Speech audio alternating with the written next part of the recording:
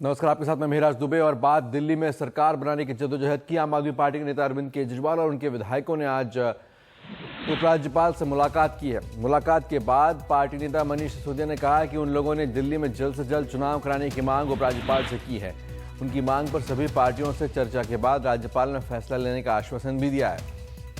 गौरतलब है कि बीते हफ्ते केजरीवाल ने उपराज्यपाल को ही आरोपों के कटघरे में खड़ा कर दिया था। केजरीवाल ने ट्वीट में कहा था कि नजीब जंग या तो संविधान बचाएं या अपनी कुर्सी।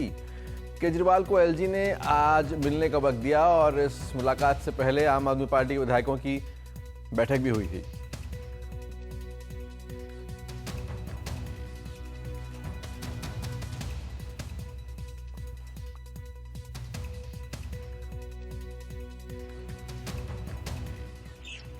तो अपने 25 विधायकों के साथ मिले हैं अरविंद केजरीवाल उपराज्यपाल से, और उपराज्यपाल ने कहा है कि वो बाकी सभी दलों से चर्चा करेंगे, उसके बाद ही कुछ कहेंगे। दरअसल अरविंद केजरीवाल मांग कर रहे हैं कि चुनाव कराए जाएं दिल्ली राज्य में।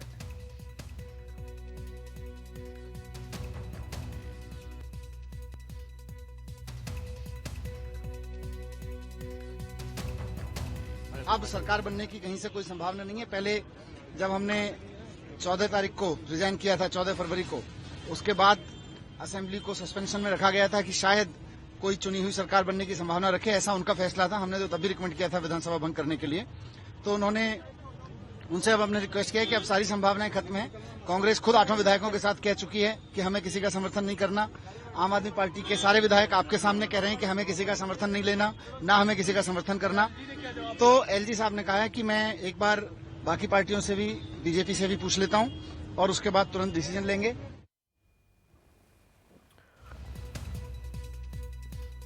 तो एक आश्वासन लेकर वापस आए हैं अरविंद केजरीवाल के विधायक, ये कहते हुए कि सभी दलों से चर्चा करके फैसला लेंगे। उपराज्यपाल को अनुशंसा भेजनी होगी कि राष्ट्रपति शासन जो लगा हुआ दिल्ली में उसे और आगे बढ़ाया जाए 6 महीने के लिए, या फिर चुनाव कराए जाएं। फैसला केंद्र सरकार को लेना होगा, जिसने अब तक अपना मन नहीं बनाया है। विधानसभा भंग नहीं की गई थी दिल्ली राज्य की, वो सिर्फ निलंबित की गई थी। यानी सभी विधायक हैं, लेकिन सरकार राष्ट्रपति शासन के तहत चल रही है।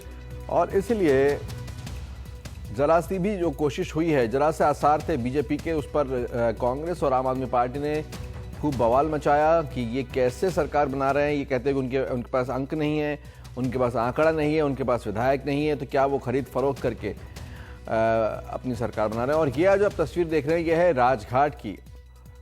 तो उपराज्यपाल से मिलने के बाद राजघाट जाने का कार्यक्रम है नेताओं का, आम आदमी पार्टी के नेताओं का। उनका कहना है कि यहाँ बैठकर वो प्रार्थना करेंगे कि दिल्ली में साफ सुथरी राजनीति रहे।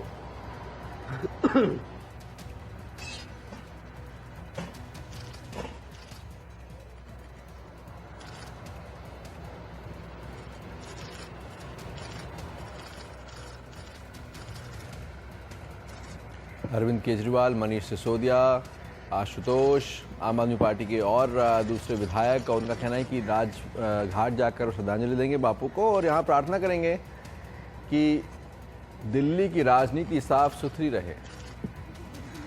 तो ये अपना आम आदमी पार्टी का तरीका है अपने विधायकों की परेड कराने का, एक तरह से अपना शक्ति प्रदर्शन कि इनके सभी विधायक इनके साथ हैं और ये लोग ना बीजेपी के साथ मिलकर कोई सरकार बनाने में शामिल नहीं है।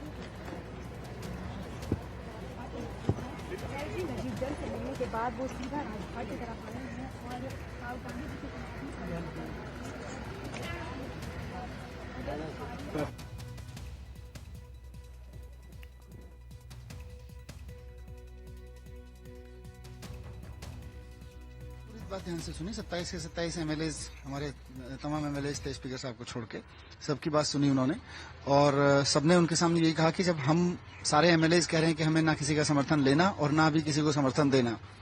कांग्रेस के 8 विधायक पहले कह चुके हैं, टीवी पे आके कह चुके हैं कि हम किसी को समर्थन नहीं दे रहे, कोई मतलब ही नहीं है, ना टूट रहे।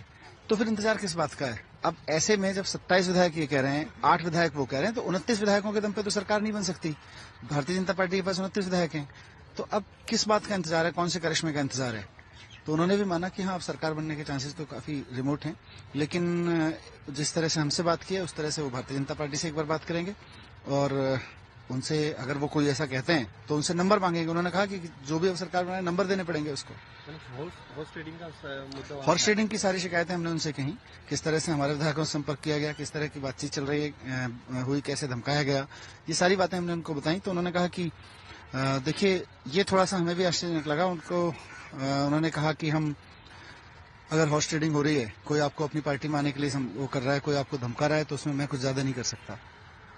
किस तरीके का रिस्पॉन्स है, क्या लग रहा है कि कुछ जल्दी ही कुछ अच्छा हो सकता है? उम्मीद कर सकते हैं कि अब जल्दी ही दिल्ली को एक नए सिरे से इलेक्शन होने के बाद एक बहुमत की सरकार मिलेगी। यही हम उनसे भी प्रार्थना करने गए थे, इसी के लिए हम यहाँ प्रार्थना कर रहे हैं। आम आदमी पार्टी के नेता मनीष सिसोदिया कह रहे हैं कि उपराज्यपाल ने कहा कि अगर आपको कोई अपनी पार्टी में बुलाने के लिए कह रहा है तो उसमें मैं कुछ नहीं कर सकता। ये बात इन्हें अजीब लगी। मनीष सिसोदिया की शिकायत है और इस बीच सभी आम आदमी पार्टी के विधायक राजघाट पहुंचे हैं प्रार्थना करने के लिए। दिल्ली में साफ सुथरी राजनीति की संवाददाता शरद शर्मा नजर रखे हुए इस खबर पर। शरद, आगे क्या स्ट्रेटेजी होगी आम आदमी पार्टी की? देखिए, अगर जिस तरह से मनीष सिसोदिया बता रहे हैं वो बिल्कुल इसी तरह से आगे चलता है। जैसे कि बता रहे हैं कि अब राज्यपाल ने कहा है कि वो कांग्रेस को नहीं, बीजेपी को बातचीत के लिए बुलाएंगे। तो अगर बिल्कुल ऐसा ही होता है तो अब गेंद बीजेपी के बारे में जा चुकी है कि अगर उपराज्यपाल बुलाते हैं तो वो वहां पर जाकर क्या कहेगी? क्या वो ये कहेगी कि वो जोड़ तोड़ से सरकार नहीं बनाने जाती, या फिर वो ये कहेगी कि वो सरकार बनाने के लिए तैयार है? तो अब गेंद जो है बीजेपी के पाले में चली गई है कि अब उसको राज्यपाल के सामने क्या अपना पक्ष रखना है, और उसके बाद ही अब जो दिल्ली की राजनीति है वो आगे बढ़ पाएगी। बहुत बहुत शुक्रिया शरद आपका।